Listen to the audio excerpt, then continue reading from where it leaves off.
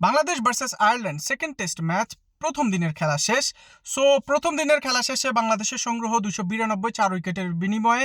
Opener জুটি সাদমান ইসলাম এবং মাহমুদুল হাসান জয় 30+ run করেছেন। নাজমুল হোসেন শান্ত 2 সংখ্যার ঘরও পেরোতে পারে না, 8 রানে আউট হয়ে গেছে।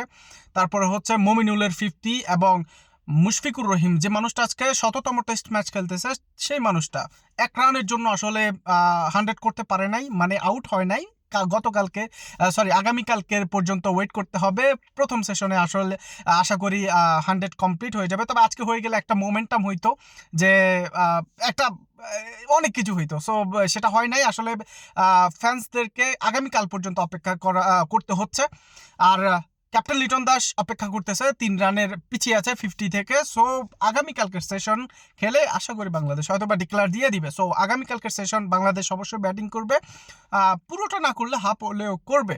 সো দেখা যাক আগামীকালকে কি হয়। তবে হ্যাঁ, এটা বলতে চাই যে ভাই, আয়ারল্যান্ড বাংলাদেশের সাথে টেস্ট ম্যাচ জিতবে এটা অকল্পনীয়।